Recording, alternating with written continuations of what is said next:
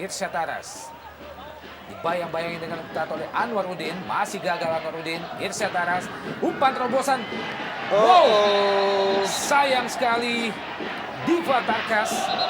Pemain yang baru saja masuk menggantikan Claudio Proneto. Gagal memaksimalkan peluang dan tampak Basuki masih mengerang kesakitan setelah mengalami benturan dengan Diva Tarkas tadi. Ya, satu chipping bola yang sangat baik. Kita lihat umpan dari Irsyad tadi. Iya. Telak sekali bagaimana Diva Tarkas melakukan tendangan memang yang tidak begitu akurat ke arah bola, justru mengenai kepala dari Basuki.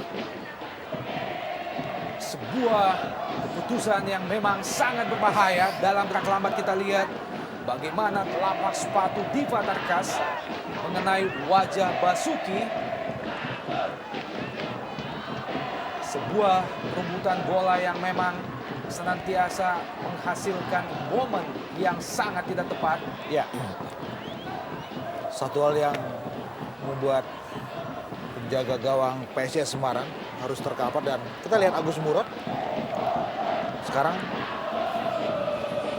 tidak ada pilihan memang buat BN untuk menarik keluar Basuki, dan Diva yang baru saja masuk segera dapat kartu kuning. Iya, memang sangat membahayakan. Kita lihat dari pergerakan dari Diva tadi. Ya. Karena kita tahu bahwa